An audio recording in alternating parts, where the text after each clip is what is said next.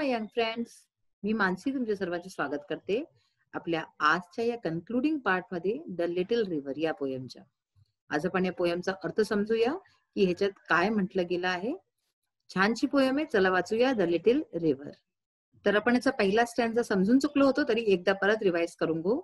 Our little river it मिएंडर्स along. आपली जी छोटीशी नदी आहे ती मिएंडर्स म्हणजे काय असतं, ट्विस्ट अँड टर्न, म्हणजे जे इकडे तिकडे अशी जी वळून वाहते, तर ती अशी वळून वाहते छान. इन समर, कोणत्या सीझन मध्ये? समर म्हणजे ग्रीष्म ऋतूमध्ये. द वॉटर इज ओनली नी डीप. पाणी जे आहे फक्त ते गुडघ्यापर्यंतच एवढंच असतं, म्हणजे जास्त गहरं नसतं. And cows and carts can cross it with ease. आणि जे गायी आहेत आणि ज्या कार्ट्स म्हणजे की बुलक कार्ट्स वगैरे, घोडागाडी, बैलगाडी, त्या आरामाने त्याला पार करू शकतात. For the banks though high are not too steep. कारण की जे बँक्स आहेत, जे नदीचे किनारे आहेत, काठ आहेत, ते हाय जरूर आहे म्हणजे उंच आहेत, पण ते स्टीप नाहीये, म्हणजे ते असे नाही की कोणी पोहोचू नाही शकत. No sign of slime. आता हा नेक्स्ट स्टँजा सुरू होतोय. No sign of slime, the sands shine bright.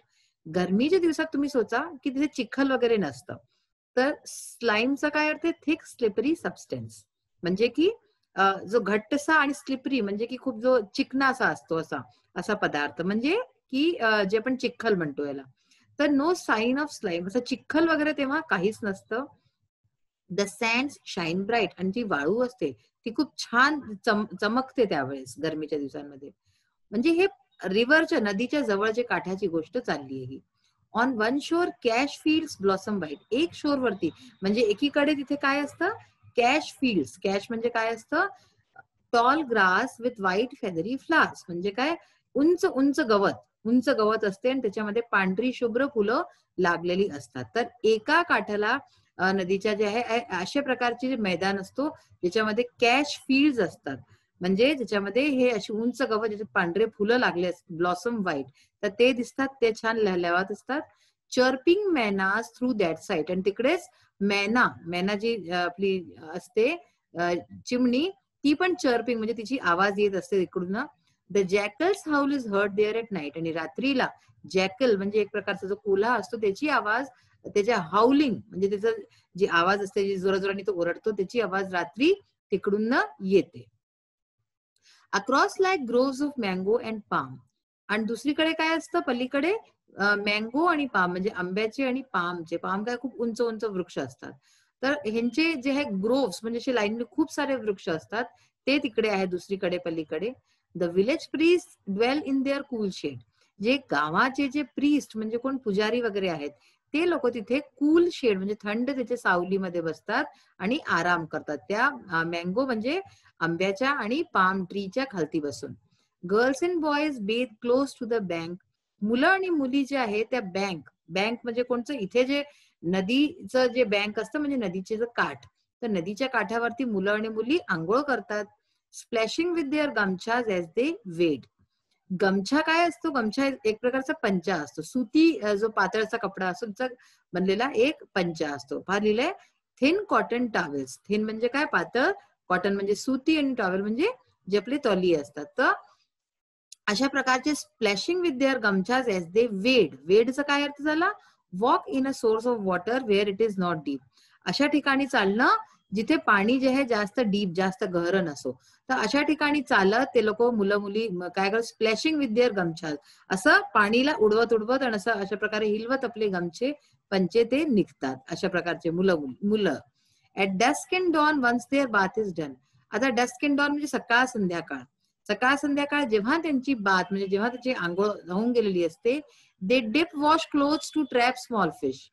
तर तेव्हा ते काय करतात? वॉश क्लोथ्सचा अर्थ काय? रुमाल असतो ना आपला. Small cloth for washing face. छोटासा कपडा असतो ज्याने आपण आपलं तोंड पुसतो, अशा टाईपचा. तर दे डिप वॉश क्लोथ्स, ते आपला जो रुमाल आहे, रुमाल प्रकारचा कपडा आहे, तो पाण्यात टाकतात. कशा करता? टू ट्रॅप स्मॉल फिश, ताकी त्याच्यात छोट्या छोट्या ज्या मासोळ्या आहेत त्या ते पकडू शके आपल्या रुमालामध्ये. To their household tasks the wife returns. ते जे कामं करून दिवसभराचे जे आहेत ते आपले जे बायका असतात त्या घरी परत जातात. Having used river sand to scour each dish. Scour म्हणजे काय? स्क्रब म्हणजे घासणं.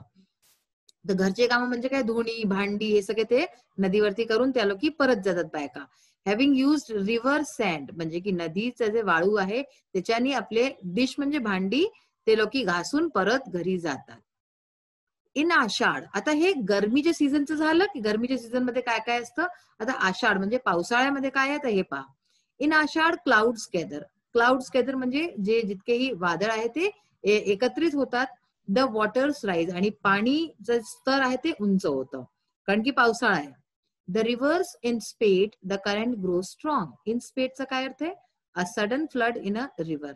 जेव्हा पावसाळा असतो काय पाऊस खूप पडतो आणि नदीमध्ये एकदम से फ्लड येतो म्हणजे वाढ सारखी येते.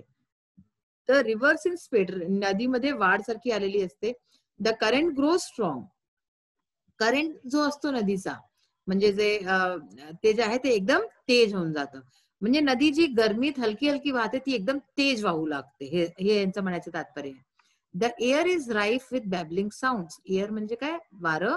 इज राईफ फुल ऑफ म्हणजे वारं जे आहे ते फुल असतं म्हणजे की पूर्ण असतं विथ बॅबलिंग साऊंड. बॅबलिंग म्हणजे टॉकिंग रॅपिडली. जर तुम्ही लक्ष देऊन ऐका जेव्हा खूप तेज पावसाळा असतो वारं चालतं खूप तेज तर आवाज येतात आपल्याला. वाऱ्याच्या सुद्धा आवाज येतात जर तुम्ही ऐकलं असेल तर. तर तेच म्हणते की वाऱ्याचे तेज आवाज असतात. बॅबलिंग साऊंड म्हणजे टॉकिंग रॅपिडली असं वाटतं की ते बोलत बोलत जातात तेज आवाज असतात. ऍज द मडी टॉरेंट स्वर्ल्स अलॉंग. मडी टॉरेंट मडी म्हणजे काय ते जे रेत वाळू असते आपली. टॉरेंट टॉरेंटचं काय अर्थ? रॅपिड फ्लो ऑफ वॉटर म्हणजे जे तेज पाण्याचा बहाव असतो. तर मडी टॉरेंट स्वर्ल्स अलॉंग. तर अशा प्रकारचं पाण्याचा जो तेज बहाव असतो आणि त्याच्यामध्ये मड पण असते म्हणजे त्यात माती असते वाळू असते. स्वर्ल्स अलॉंग ते चारीकडे असं अशा प्रकारनं घुमतं. The woods on shore stir to life again. वुड्सचा काय अर्थ झाला इथे? सो जंगल असेल. वुड्स म्हणजे जंगल. कवी जे आहे अक्सर वुड्स म्हणजे जंगलचा तात्पर्य असतो त्यांचा. तर शोरवरती जे जंगल वगैरे जे झाडं झुडपं आहेत ते स्टिर टू लाईफ अगेन. तर म्हणजे काय झालं? Become alive with sound and movement. तर त्यांच्यात पावसाळ्याने सगळ्यांनी जोराजोराने वाराने हिलतात ते झाडं आणि त्याच्याने काय होतं की ते असं वाटतं की ते जिवंत होऊन गेले झाडं झुडपं. त्यांच्यात इतका मुवमेंट होऊन जातो इतके आवाज येतात. तर the woods on shore stay to life again. तसं वाटतं की हे झाडं झुडपं म्हणजे जंगल आहे त्याच्यात परत से लाईफ येऊन गेली परत जिवंत होऊन गेले आहेत. And our village wakens to celebrate the rain.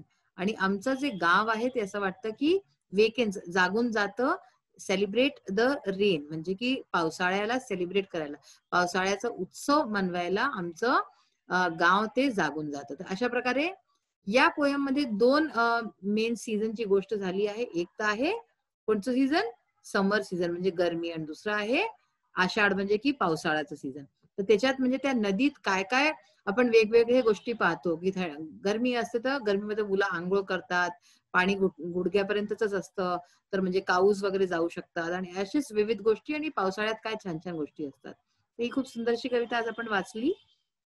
आता बघा आपण ह्याचे प्रश्नोत्तर बघूया एकदा की काय लिहिलंय त्यांच्यामध्ये.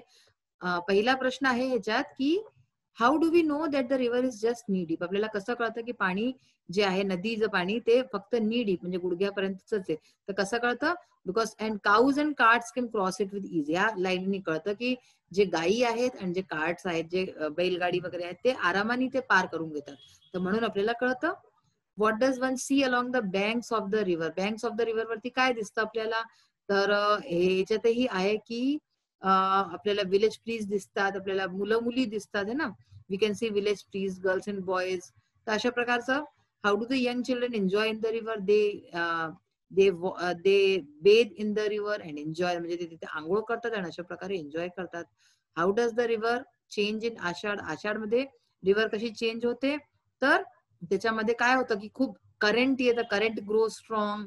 The rivers in spate. हे सगळे शब्दांनी कळतं की अशा प्रकारे आषाढ मध्ये ते वेगळंच होतं. आता पहा हे सगळे आपण जितकेही आहेत हे करून चुकलेले आहोत. आता ह्याच्यात एक आपली एक्सरसाइज आहे जी मी आपण इथे बघूया. Guess who I am. तुम्ही पहिल्याचं करतात ना की कोणचं काय बुझो तो जाने टाईप असतं तसं. तर गेस हू आय एम की गेस कर मी कोण आहे. I always run. मी नेहमी धावतो. हे मी नेहमी धावते. I never walk. मी कधी चालत नाही. ह्याला इंग्लिशमध्ये समजा. ह्याला अगर तुम्ही जे आहे हिंदीमध्ये किंवा मराठीमध्ये समजाल तर तुम्हाला नाही. I always run. I never walk. मी धावते. मी चालत नाही. I often murmur but never talk. मी मरमर करते म्हणजे माझी हळूहळू आवाज येते पण मी कधी बोलत नाही. I have a bed but never sleep. माझ्याजवळ बेड आहे पण मी झोपत नाही. I have a mouth but hardly eat. मला तोंड आहे पण मी खात नाही. I love to fall but can't climb up. मी फॉल म्हणजे मी पडते पण मी उठू नाही शकत. Guess who I am, please don't give up. आता गेस करा की मी कोण आहे. तर इथे कोणाची गोष्ट चालली आहे? रिव्हरची. River can run, river can murmur, river's bed असं असतं. River's bed, river's mouth, river fall, river climb नाही करत आहे ना. तर अशा प्रकारे हे रिव्हरची झाली. आता हे try to translate the above riddle in your medium of instruction. तर तुम्ही आपल्या मराठीमध्ये पण या रिडलला जे आहे ट्रान्सफॉर्म करा आणि बघा की कशी मजा येते. आपल्या मित्रमैत्रिणींना विचारा. आता हा फार महत्वाचा पॉइंट आहे, अप्रिसिएशन ऑफ द पोएम. हे तुम्हाला लिहिता आलंच पाहिजे. कधी पण पोएम येते तर अप्रिसिएशन ऑफ द पोएम लिहिता आली पाहिजे. ह्याच्यात काही गोष्टी आहेत ज्या की नेहमीच विचारल्या जातात, जसं की नेम ऑफ द पोएट आणि अशा बऱ्याचशा गोष्टी आपण त्याला डिस्कस करू. The title of the poem is the little river. तर कधी पण पहिली लाईन तुमची हीच राहिली जेव्हा अप्रिसिएशन लिहायला की टायटल काय आहे पोएमचा. टायटल आहे little river. The poem is written by Rabindranath Tagore. Poem कोणी लिहिली आहे तर यांनी, रवींद्रनाथ टागोरनी. The poem has 5 stanzas. पोएम मध्ये 5 स्टॅन्झा आहेत. Each stanza has 4 lines. प्रत्येक स्टॅन्झा मध्ये 4 लाईनी आहेत.